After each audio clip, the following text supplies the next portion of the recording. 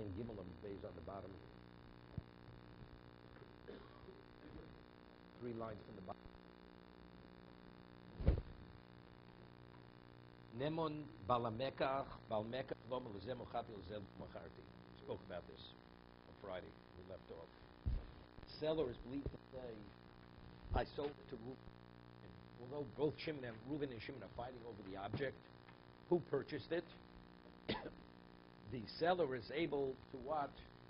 To his decision, the information he provides will determine who the rightful owner is. When? Meaning, if the seller still is in possession of the object, only then is he believed to say, to who did he sell it to?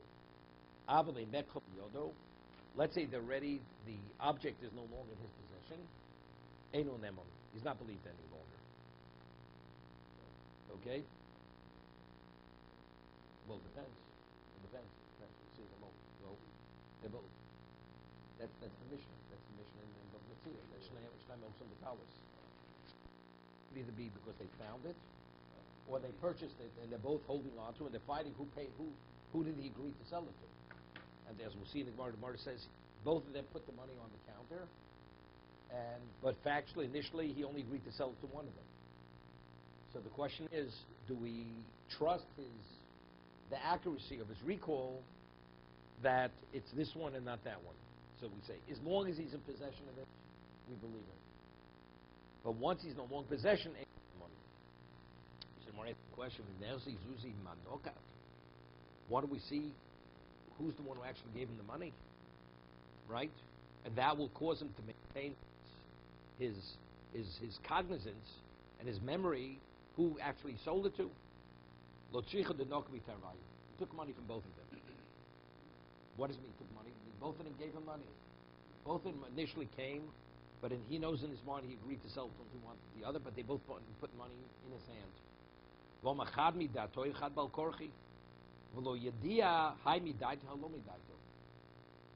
One, he says, one I agreed, the other one forced himself upon me.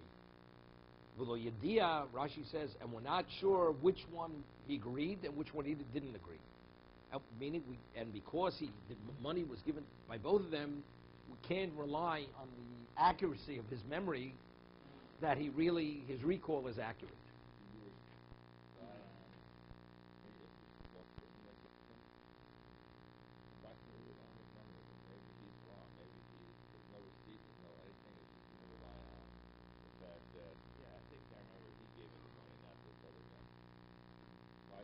We'll discuss it with this. We start to discuss this on Friday.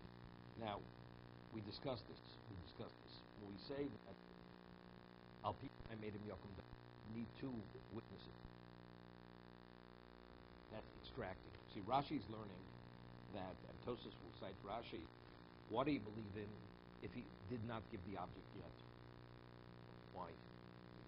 No, because there's a mishapora. There's a mishapora. Because there's a curse. Because we can say with certainty that he retains his cognizance until he's free of that curse. He has to meet his obligation as a seller. Meaning, when the man paid for the object, at that moment, really, on a Torah level, it's his. Except the Chachomim, they revoked it because to look out for the interest of the buyer. But simultaneously, right? So if that's the case, the seller can take advantage of the situation. Because let's say somebody now, after the money was given, offers more money, they'll sell it to a third party. The Chacham say no, you can't in any way renege on that original agreement for that amount of money that you took. So even though the money did not cause the transfer, it's not considered a valid acquisition, but we deal with it as if it was, regarding that you can't renege and you must sell it to him. So until he actually meets his obligation, fulfillment of transferring it to the rightful buyer, he's in the bind over here. So because of that curse, we say he retains his cognizance, and we don't say that there's any haziness here. It's clear to him who purchased it. So, I mean, Rabbeinu can ask on that.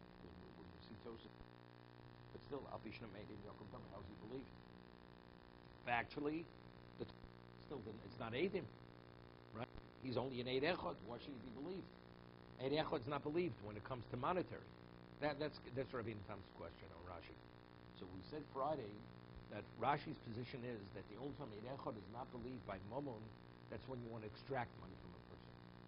Here we're not talking about extraction, right? We're talking about we don't know who the rightful owner is. We don't know who the right. So now, as an Eid Echad, he's believed, even though he's an Eid Echad. But even as an Eid Echad to be believed, it's only if your memory is accurate.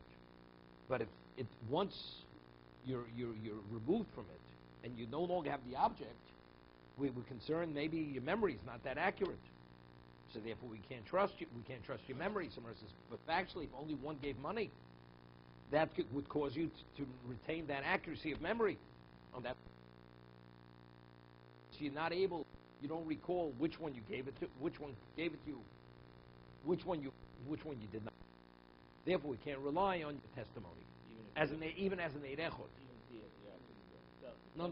If he has the object, then it's Mishapora. It's a Mishapora. Right? But if he no longer has the object, it's not. But good. But the money itself should allow him to retain that accuracy. Right? Of course, he took money. And the Gemara says both of them gave money. So therefore, he doesn't have the accuracy of memory. Therefore, he's not believed. It's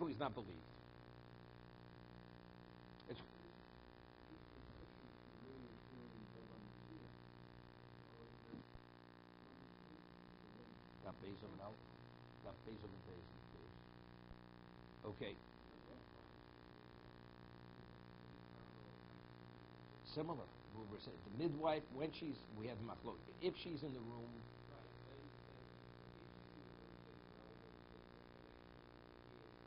but the moment there's a level of distraction, no. So we said, according to the Ran, it's rabbinical.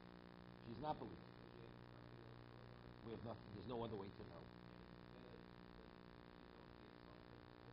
Right. Nemo dayon noma lezezochit lezechiavtik. Right. A dayon rules. This person is innocent. This person is guilty. Rules. Chayva tolite. You must give so much money. Right. There was a disagreement. The dayan rules. Reuven has to pay so much, and Shimon has to receive so much. Okay. Now, after they walk out of the court, Shimon says to Reuven, "Did you hear what the ruling was? You have to pay me." Reuven says, "No, you got it backwards." He said that you have to pay me. So he says, "Okay, let's go back to the court." So do we rely on the memory of the dayan, what he originally said, or say the moment they walk out of the court, right? He has multiple cases. He's not in touch any longer. So again, we can't rely on the accuracy of his memory. If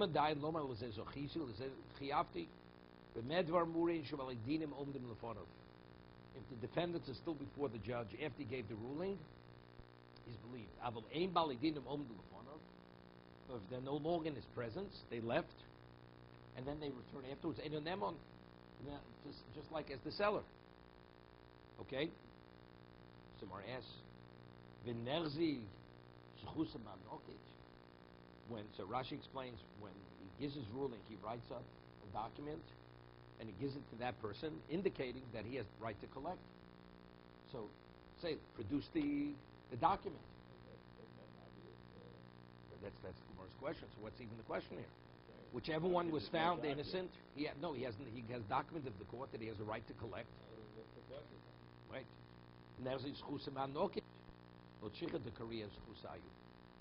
The man tore up the document. It was torn up.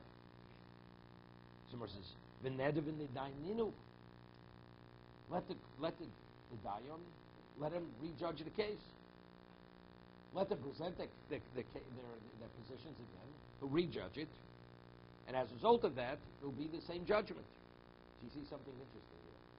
You say, maybe next time he may come out like the first time he came out. Right? The answer is no, because each one, again, what is the basis for psak, for the ruling? It's each person's position, right? The evidence he presents. So the judge, the presumption is the judge will evaluate. Result of that, so okay, let's rejudge the case. And we'll regain that accuracy. So you have to say like this. If we say that whatever he ruled, that is the case, so who's the musik now? Whose position is, that means, let's say Reuven or Shimon's money, when we judges the case, what is he only doing? He's revealing what he originally had said. Why don't we rely on his memory? Because the moment they walk out, since he's not in touch any longer, maybe he's not as, his recall is not so accurate. But if he rejudges the case, it's not a question of recall, right? He's reestablishing what he originally said. Good.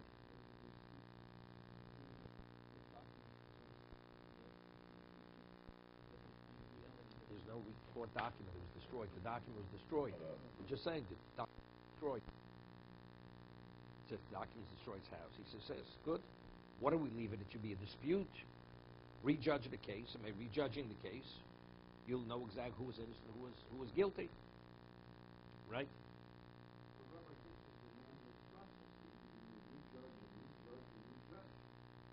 No, you don't have to. Okay, again, you missed one point here. The judge says innocent, guilty. They walk out of court. Now each one claims he was the one who was innocent, and he has to be paid. So they go back to the judge and say, no, once you walk out of the court, the judge's memory is not so accurate. Okay, no problem. Let the judge rejudge the case, and we'll reestablish what he originally had said. It ends right there. Right? So the person has paid, and that's the end of the story. It's not rejudged the moment the fun's over. It's only because the document was destroyed. That's the reason why we have all this.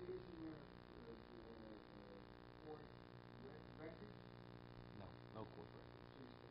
You think in the old days they had places to store records? You were given a document, and that document showed exactly that you had a right to collect.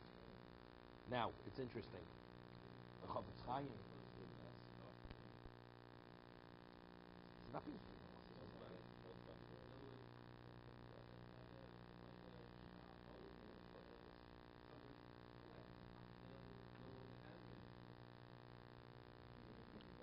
Person loses. Let's say a person's a lender, and he loses the document, and the borrower says, "I paid."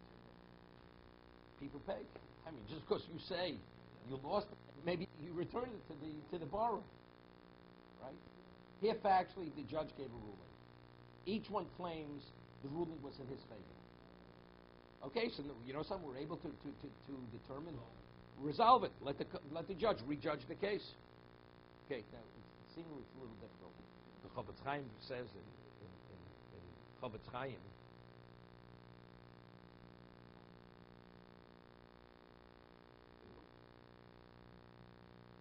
okay, the Chofetz Chaim writes, person gets a ruling, and he's found guilty in court, in the Beis Din, and he's upset. He believes the Dayanim, they did him wrong. So he's walking in the street, and he shows the document in front of him. He says, "You see what happened? The Dayanim here, there are a bunch of Amoratzim, ignoramuses. We would have gone to another town, they would have found me innocent, not guilty."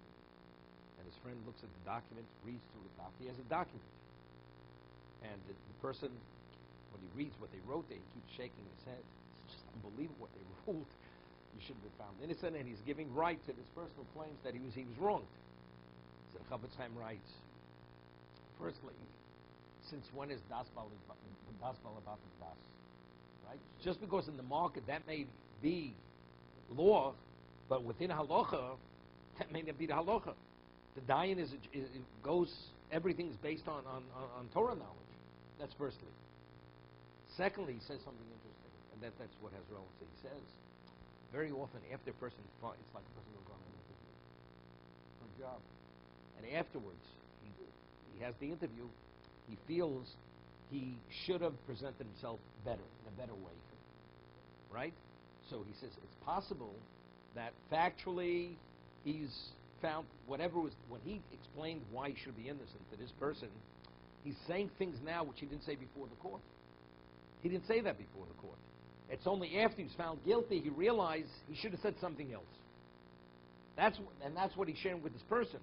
Therefore, the person himself says, this doesn't make sense, this ruling. But the person doesn't realize that maybe initially when he was before the dayan, he didn't say what he's telling him now. So he says, instead of this person supporting his criticism of the court, what he should do is he should say, you know something, we have a problem, let's go back to the court. And we'll ask the question, according to what you're saying, you should be found innocent. So good. So he says, rather than condemning the court, saying they did the wrong thing, he should say, let's go back to the court, and the court, if actually made a mistake, they would admit they made a mistake. That's Chofetz Chaim's point. If that's the case, it's a little difficult. Of course they'll rehear the case. They'll rehear the case. They're obligated to rehear. That's he brings. He cites the sources, the Chofetz Chaim. They're obligated to rehear the case. As long as it's not an appeal. As long as the person has a basis. A person just wants to come and complain, they can ignore him. But a person has a basis for his point, that he should be found, that it should be seen differently, then they'll overturn the case. No, but I'm saying so if that's the case here, we're rejudge it. What do you mean rejudge it? Maybe you know why he wants it rejudged? Because now he thought of something he didn't say originally, but factually, there's no basis for it. What? Right.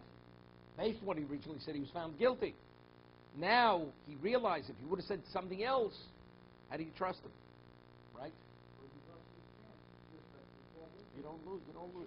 No. You don't lose. It's not a job interview is something else. Just bring that as a side issue.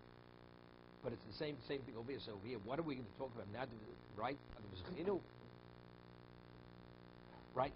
So you have to say the difference is here we have no choice. Here we're talking about Shemos and Batalis. We're splitting. So definitely something wrong is being done. Definitely. Somebody who's receiving 50% over here is receiving something he has no right to receive. In the other situation, that by redoing the case, the actual ruling is going to be correct. And that's the difference. Shnaimos and Batalis, one person who swears is definitely lying. He's lying. Chetzi shali. What is the chetzi shaloch? How could 50% be yours? Right? The judge ruled one's innocent, one's guilty. Right? So how could it be? Or the case of, he sold it to one, he didn't sell it to both of them. The case of Mekach Memkar. It's the case of Mekach Memkar. One threw the money on the counter, he forced himself upon it. He says, I only agreed to sell it to one. Yet we say Achloko, even in that case. Okay? Some more answers. Meshuda V'daini. Now, there's my famous Machlokas Rashi and the Rashbam. Bashan here, what exactly Shuda Daini? Shuda. In Hebrew, in Aramaic, the word Shuda means to throw, the casting of the judges. It's like we refer to as flipping of a coin. To flip a coin. But Rashi and Tosfos, they argue. Let's say a situation which is irresolvable. It's irresolvable because you really don't know the intent of a person. Rashi cites a case. A person was on his deathbed, and he says, he says, my nechosin, I'm giving my possessions to Tuvia. And two people by the name of Tuvia arrive in court as the people who he said he's giving the gift to. And they're both named Tuvia. They're both relatives. They're both from the same town. And they both ship with the gifter. Now, whatever, they have the exact same background, identity. Now, the question is who's going to get it? And there's no way to resolve, to determine what exactly was the intent of the person, and he's deceased now. Right? There's no way to know. So the Gemara says, so Rashi says, and Tosfos argues here, Rashi says, Ramrin Shuda Daini, Lemishi Yisnade Lev Hadayin Loma Nira Li Shezeh Yerogel Etzlo Yoser Lezer Nosan. Here, the Dayan has to make an evaluation, despite all the background information may be identical, but it's not identical. Still, who was he closer to? Who would have been? Who would we say that it would have been more likely to gift it to one Tuvia rather than the other Tuvia? So there's a certain degree of evaluation of evidence, of background information, which will determine who he gifted to. Which Tuvia did he give it to? That's Rashi, the way Rashi learns. Shuda Daini. So Tosfos asks, if that's the case, so let's rejudge it and do the same thing. Just as a case where it's based on evidence, we would redo the evidence. And we say, the likelihood would be it will be the same ruling. So over here, if it's evaluation of relationship, background information, who would have been more likely that he would have gifted it to? So let's redo the case. That's Tosas question in Rashi.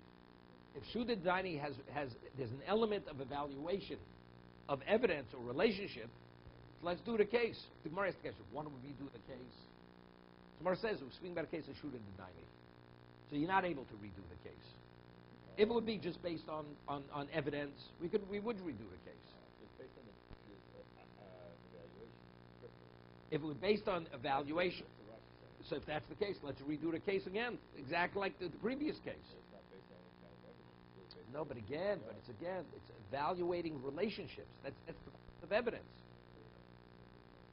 right? So if you consider you want to end up with the same thing with the first, right? It's not just, it's just by the whim of the judge. There's no way, something will flip a coin. There's no way to resolve it, flip a coin.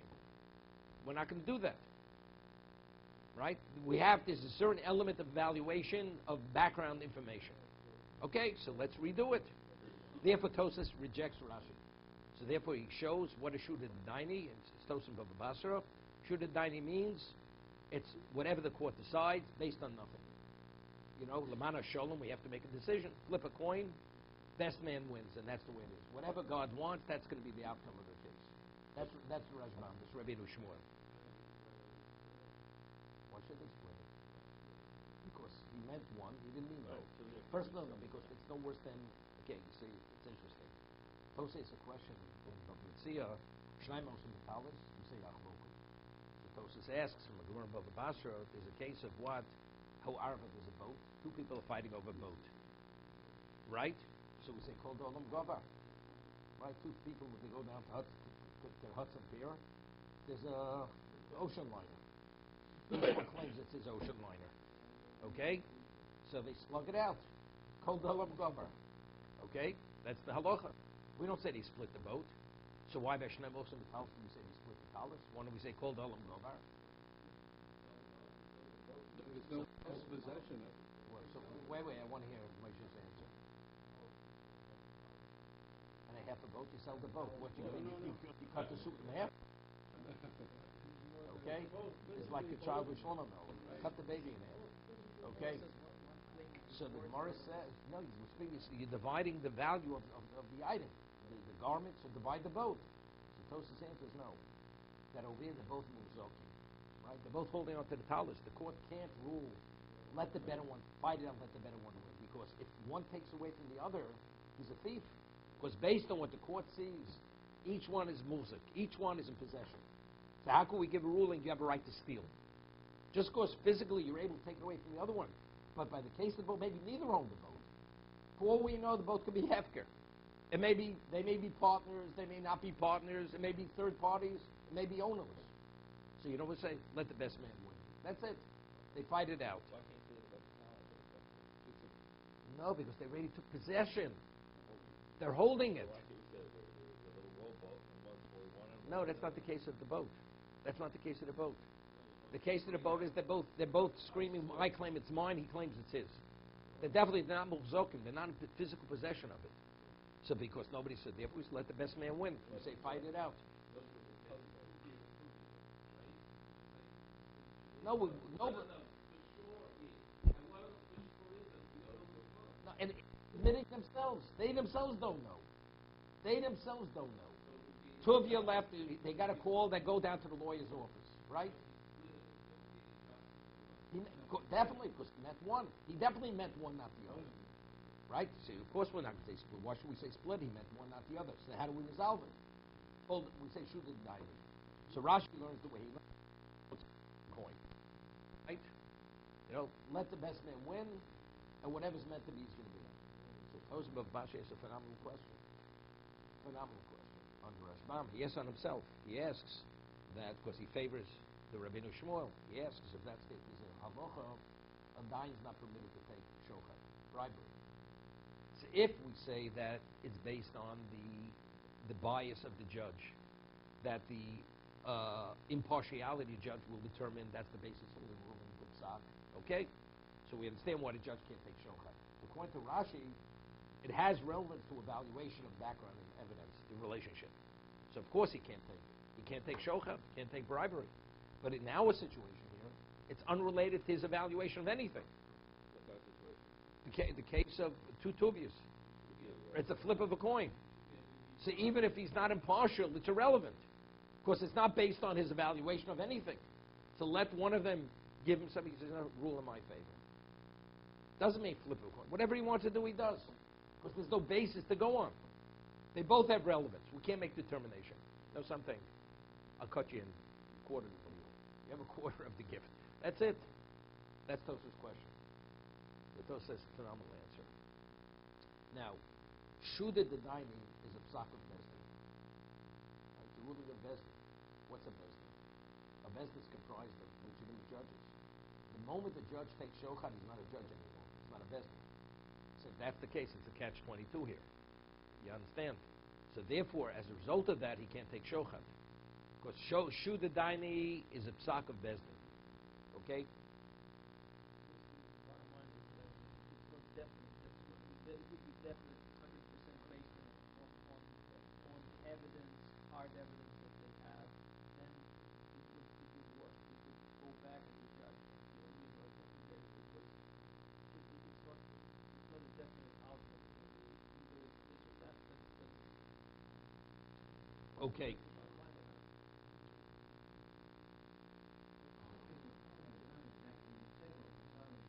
No, it's not flip. It doesn't mean it means whatever. It doesn't mean flip. Whatever the judge wants to do. He wants to give to Reuven, he'd like to give to Shimon, he give to Shimon. Whatever. Nothing. No basis. It's up to the court to decide whatever they want to do. The court is gifting it. No, it's not a dion. If it's based on evidence, evaluation of evidence, so therefore you have to retain your impartiality. But this is not based on any evidence, evaluation of evidence. Why shouldn't he be able to take shochet?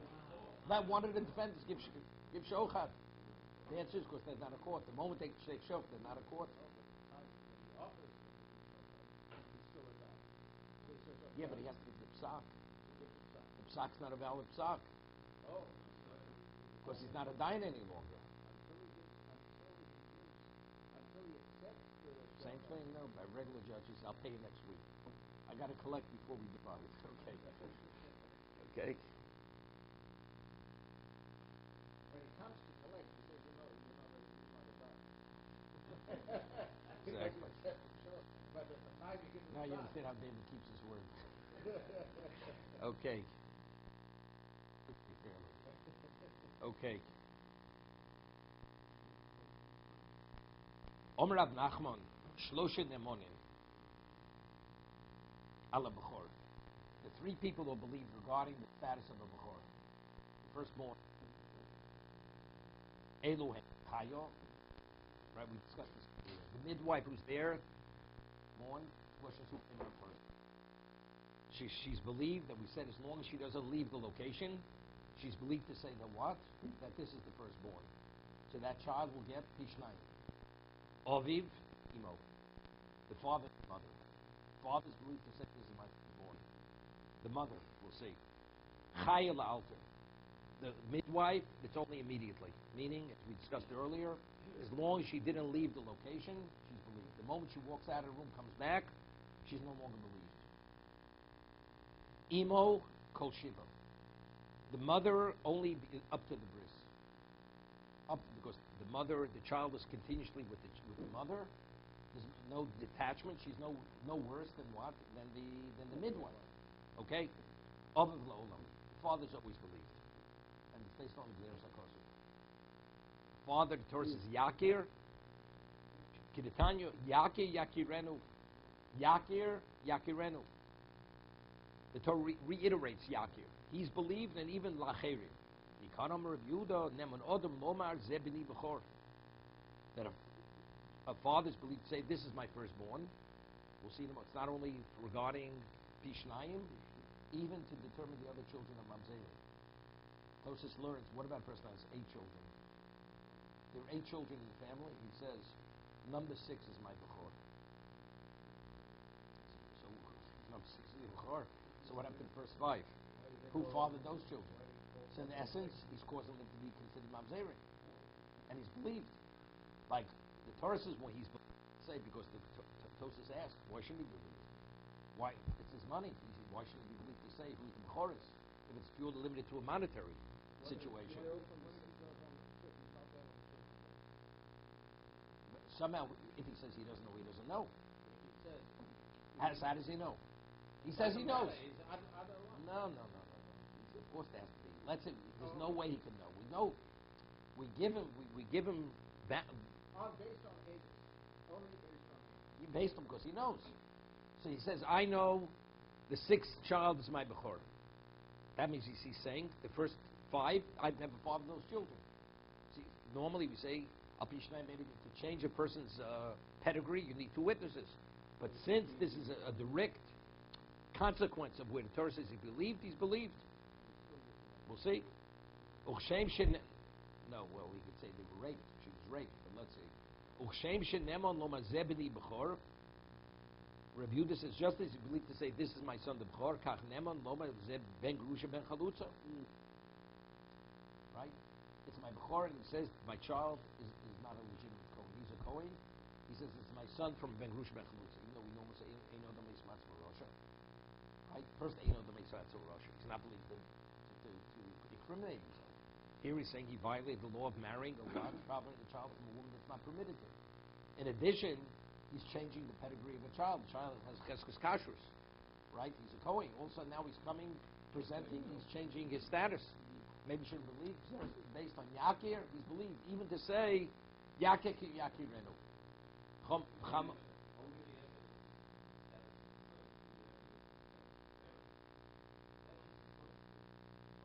Let's say he fathered, he never married her. He's out of wedlock. He fathered a child from a divorce. So, right?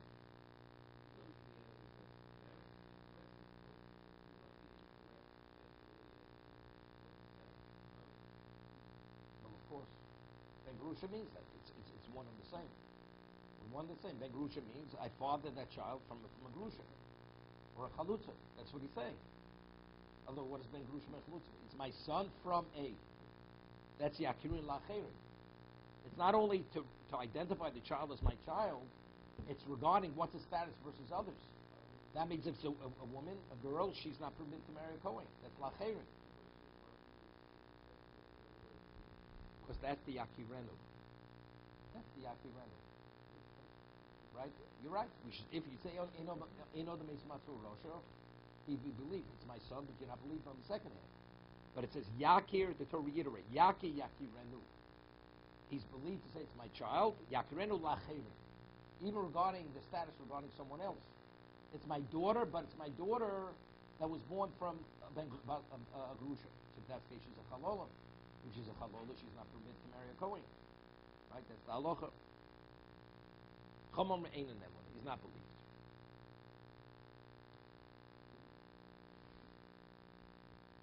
Just take a look at the second Tosas on the page. We have a number of Tosas new from before. Shem Shodim Neman Loma Zebini Bechor Kach Neman Loma Zebini Ben Grush Bechalutz Vim Tomar Vim Dole the Rabbi Yehuda Hode Neman Loma Zebini Ben Grush Bechalutza. I mean, the Torah is speaking about regarding inheritance, right? Where does Rabbi Yehuda see in the Pasuk that even to illegitimize the child, the Torah believes Bishlam Zebini Bechor Dinu She'ein Nemon Olav Mishum Dabi Tovim Vlad. Right? The Torah says, although you're an Eid Echad, whatever it may be, it's in the best interest of the child. He's going to receive a double portion. But to disqualify him as a legitimate Jew, right? Why should he be believed? It's speaking where you have a child among other children. He has 6 children, and he says, the youngest is my Bechor.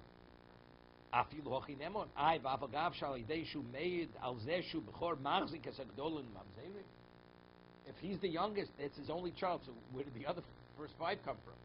So evidently, they're all illegitimate, the Mamzerim.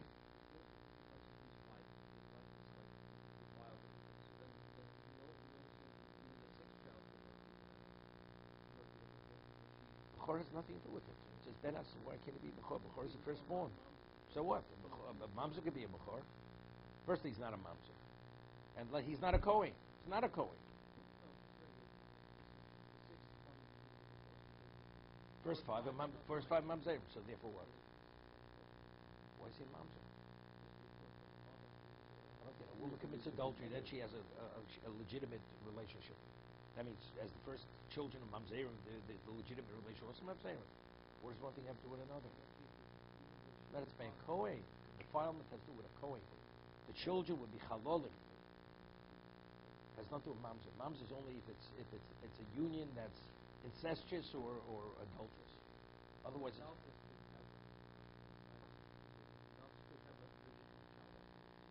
course, doesn't make a difference. Rabbeinu Eliyah Meforesh. Dainu time in them mishum dechsiv ki es bechor ben hasnuah. Yeah, Torah says before it. It says in next week's parshas, right? Ben avuva ben hasnuah. What's ben hasnuah? That means it's an illegitimate marriage. It says yakir. The ben snuah could be yakir. Amina leil snuah ben nesuel. Meaning it wasn't the appropriate marriage. Klomar she belav v'koy yakir tavayu. Whether he's identifying his child from the kosher marriage or the non-kosher marriage. Shu bechor v'yakir shu ben gerusha v'chalutza. There's a snuah b'snusel v'chemotzet v'yushalmi. To be